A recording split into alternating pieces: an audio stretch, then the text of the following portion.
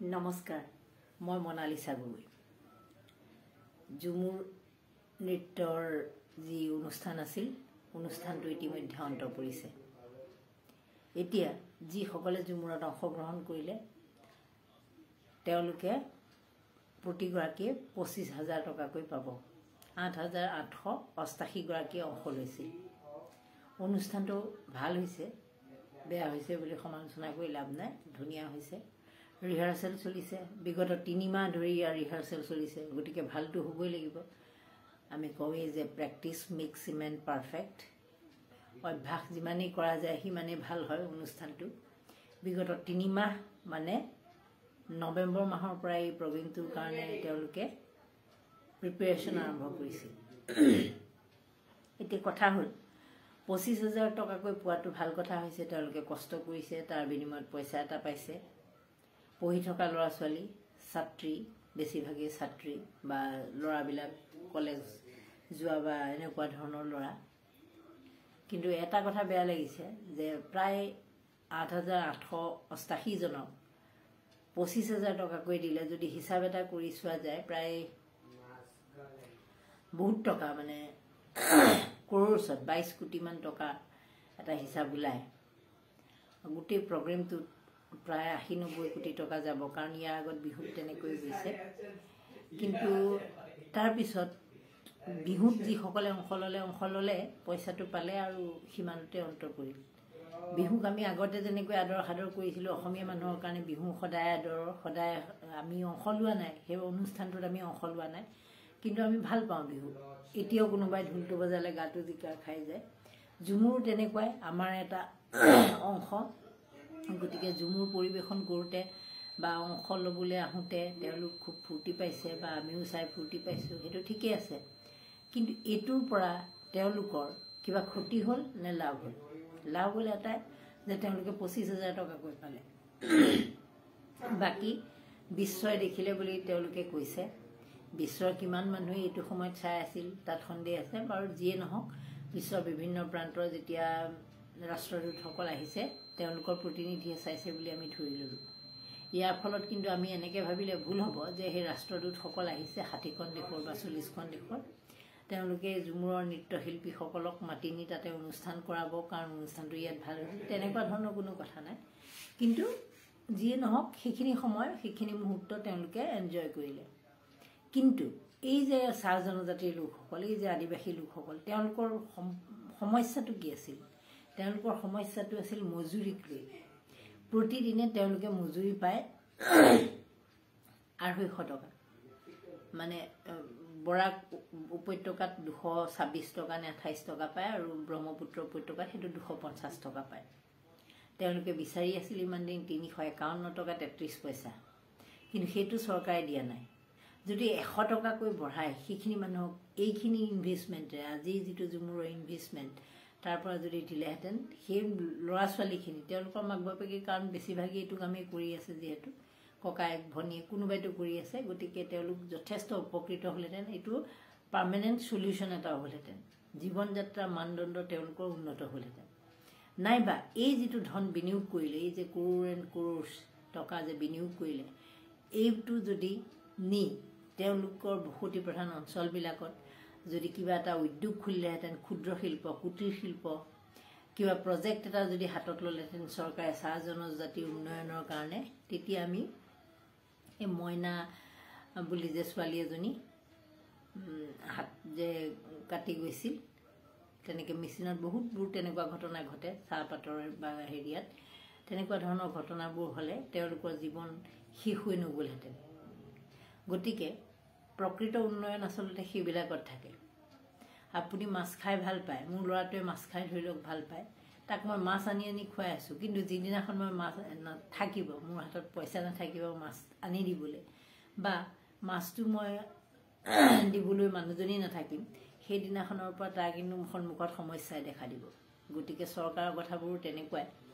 যে পাৰ্মানেণ্ট চলিউশ্যনত গুৰুত্ব নাই চমক সৃষ্টিত গুৰুত্ব আৰু এই চমক সৃষ্টিৰ কাৰণে বহুতবোৰে কিন্তু এইবাৰ আমি দেখিছোঁৱে দুই এটা যে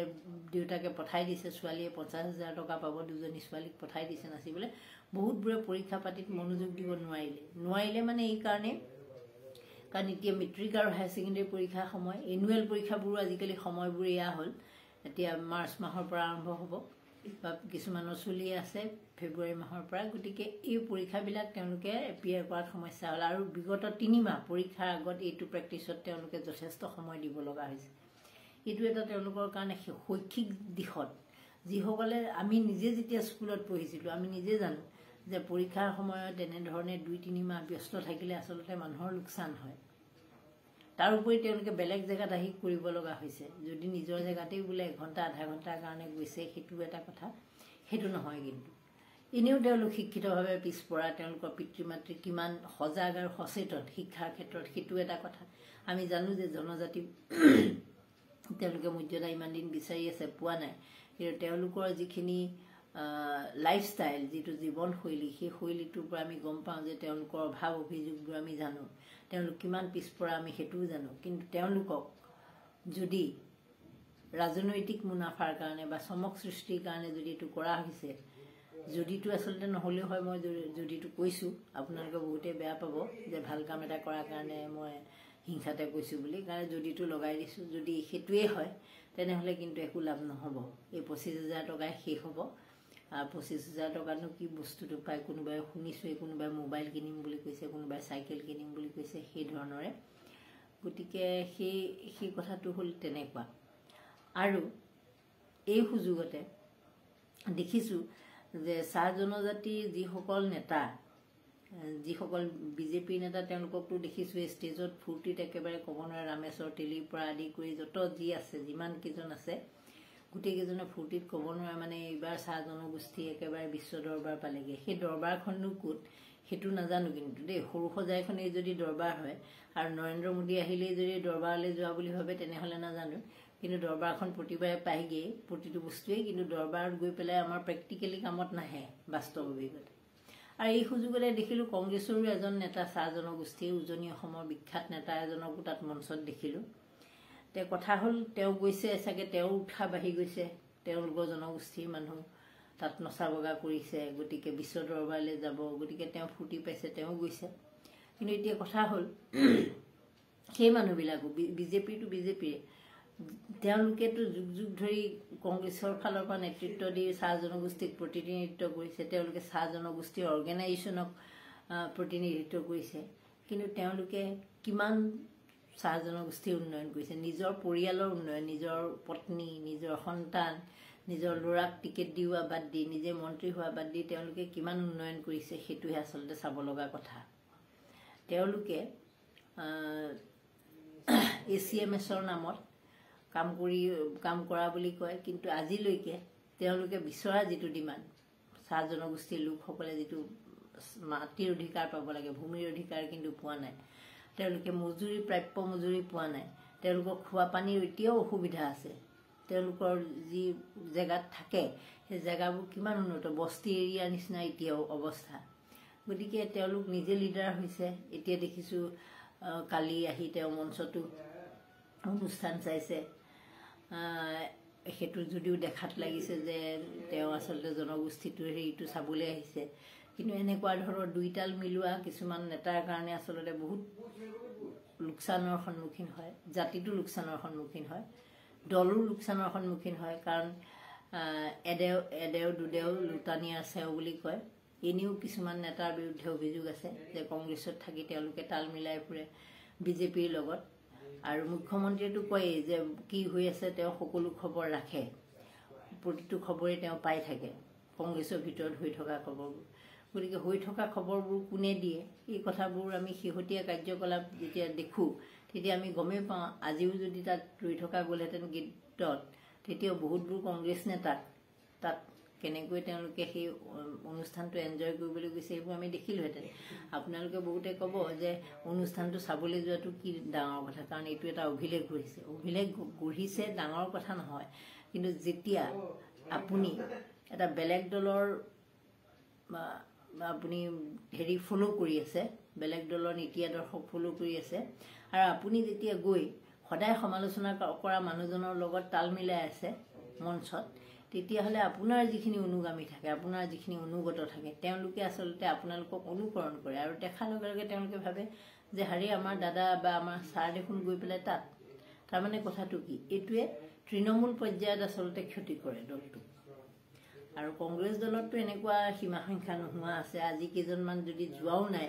শাৰীৰিকভাৱে যাব পৰা নাই, মানসিকভাৱে এইকেইদিন তেওঁ তাতেই আছে, মুখ্যমন্ত্ৰীৰ লগতেই আছে, যোগাযোগ সম্পূৰ্ণভাৱে চলি আছে, দেখাত বেয়া দেখি কাৰণে 2-এজন যোৱা নাই। কংগ্ৰেছ দলটো শেহতীয়াকৈ কিবা পৰিৱৰ্তন হ'ব বুলি শুনিছোঁ, কিবা কিবি